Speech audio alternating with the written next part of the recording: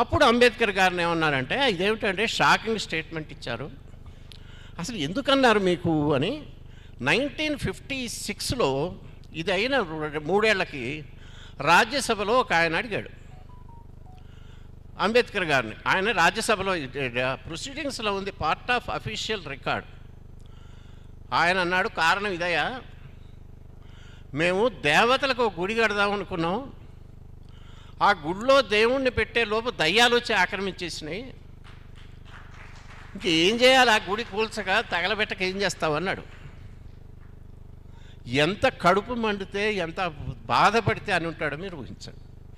నిజంగా ఎవరైతే రాజ్యాంగానికి అంత కష్టపడాడో ఆయనే దేవతల కోసం కట్టిన దానిలో దయ్యాలు వచ్చంటే, ఈ దయ్యాలు చెప్తున్నాయి ఇప్పుడు అంబేద్కర్ గారిని ముందు పెట్టుకొని వీళ్ళు చేసే వెధవ పనులన్నీ కాపాడుకోవటానికి ఆయన్ని ఒక ముఖౌటలాగా వాడుకుంటున్నారు.